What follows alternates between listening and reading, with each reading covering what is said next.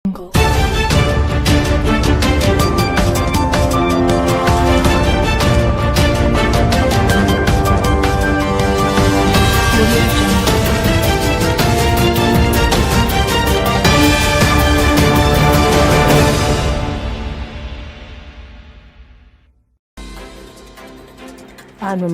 Mayam Kurmjari, Stories Collection Makadegi, Mapung Pau, Taminasi.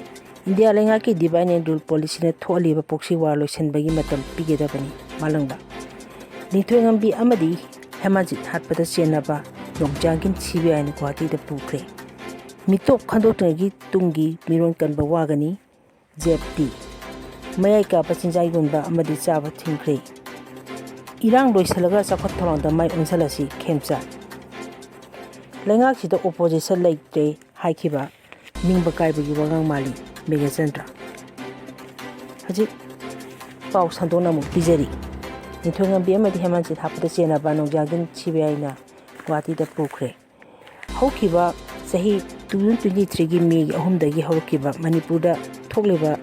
Nasi population the labor conflict asi angan basok the inkalaliba nauriba mahiroi lintungambi amadi hamajit hatkibigi thawta maroi na sena bani haiba kuki khulai paiba lup magi luchingba nugjangen allies tiger cbi na phadun wati da pukre press na phangba thajabe aba awangba thaki pawgi likhuna mana hai Assam Rifles amadi Manipur Police combined team amana chor champuda ngarang pakshan operation chathaki combined security team na chathaba operation ajuda kuki khulai paba militant group amagi kadar ahum khulai ko na phaba ngauki khulai ko na phaba militant sing adu security force na verify tawada linthwingambi amadi hamanjit hapta chenaba ngasi phawa thiduna lalibu UKMA gi kadar ni haba SS Major Nongjangin Allies Tiger yong batheng nakhibe Sab Java Warisin Amaporo Haiduna Kasampatamian Mokan from Satagre. Bangladeshi Sagnaba Aiba AK Seranta Literary Award Latutun Ikai Kunava Ikai Kunakri. KCP PWG na Wapankara Tangli. Hajik Pau Sandona Mupizari. KCP PWG na Wapankara Tangli. The Kanepa Communist Party, KCP PWG. And the unification Lamjan Bakumangi, Pia watching King and Banalaba Miam the Wapankara Tamandi. Low on the Tingrapalupasin at Tador Potiro Sin High, Matam Sang and Yang Marta Leramba, Amor Passing Asi, Power, Lumna Single Tuna Lagli. Sing Democracy Marunda, Apipadi Howaga, Acho Power, Miang Shabata, Wiminda, Baza Miangi, each of the Todo Asi, Kasi Narang Warinati, Lisang China. Chathaduna, Sigumba Thongsing as Karakana Tawdana Warik Motimdana party na Lagi. Sindana Mipung Kutimok Masai, Right Hangadamni Larga Madugi Manu Democracy Bu, Violence Tauriba si party na Kaidung the Yanguna Lake Pongamboy. Miam Yanabdi Mi Mark the Labearoi, party Chatna Kangi Matung in a Pangba Matamda. Topam Topa Matomang Pangtopa Hivasi, Luki Akamapi Amani. Samna Harabada Hausi, Kanipas the labor, Yamana Numunum, Sunum, the Hingman Actini. Nasi Power Mapi Mapa was in a Parzamia, we young Navagi Napigani, young Navani Kankibutagi, Maham Selaba Kunai and Maui. Nasi Power and Miam, Tagakiba Miami, moved Ayamana, Chakutba, Kanipak, Ama, Siembagi, Moat Liraba, Liraba Kunai, and took the Octavo, the Bigim Pump Palakliba Asi. Party na yengduna amadi khangna leithopangam loi government piriba miyang khudong saba singbu lanai onthokpa si party ni abangam loi masi phukte lekodabani miyana wakalakpa amadi ekhoina thijinbadagi khangne madidi hiang thang block ki makhada ba kodong pi gram panchayat si khwaidagi motpa panchayat ama oire masina maram oiga jokat ki yamna sempham bu card holders ni pibidaba matam chana phangandaba thadare ba sempham lanai oithokpa Amadi Lana Sin of Vidam Pansai, the Sea Parhan, Amadi members in the Bamiam, Amadi Party, and Mini Population Academy.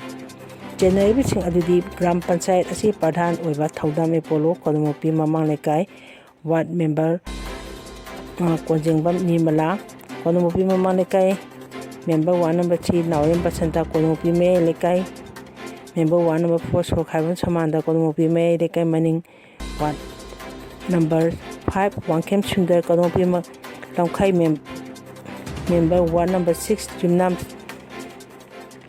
Nandesor Maitam Makha Member Ward Number 7 Kumanten Tabi Maitam Awang Nandan Amasung Member Ward Number 9 Kungarapam Sanhal Sharma Maitam Awang Southern High Basing a sim Takon Mixunagan Hanel looking Mikadi Kanali as if Karigum Papi Hibamatan the Lutta Popokadani Amadi Miam Levaki Miam the Chingo of the Patina P. Basa Sansaniana Lojaga Hena Sindori Marup Kara Tamgani Phajilluba nupisingda pot neibagi thouong kandem touyi nupi marup lamen tumenba kuki khulai paibasingna Phajilluba naga phuki nupisingda miyobagi hak amadi tagodaba sana kolak ngakutaba thouongbu all Manipur nupi marupna akan mamongda kandem tawbaga loinana hojik phawba thadoktana thamliba nupa tarok miyobagi minungsi yengnaga khudakta thadorokadabni haina mari leinabasingna appeal tawi All Manipur Nupi Marup General Secretary Punimasi Devina Thado Basirola Nahai, Masi Impang Irabad Ravan the Pangtoki All Manipur Nupi Marup State Council Gimi Pamna, Hiramasigi, Matang the Kumna Kana Mutuna Waribuni Loguna, Apilasito Kivini. Nupi Maruki President, S. Rosina Maya Hamduna, Pangtoki Bami Pama to the Lamhen Tumhenpa, Cookies in a Pazan Cray, Kanga Kanga, Parki Basing Adubu Kanbangam the Wigetong, Akan Mamong the Kaninda Puma Cray. Deputy Chief Minister Nemsaki Gena, Lengaki Todaro in a Saptana Mato Pangtok to have a Tawong Asina Tagli, Haidina, Manipur Miang Kana Tabok Topam Tui. Pazin Kiba Muising Kana Honor Tawang from Tui. Sahi Hela Bawato Asi Wadosin Program Hodasan, Santanaba, Sinbagi, Tong Pendi, Masunati, Hines Pudum Naki, as a good Pauli Zeri.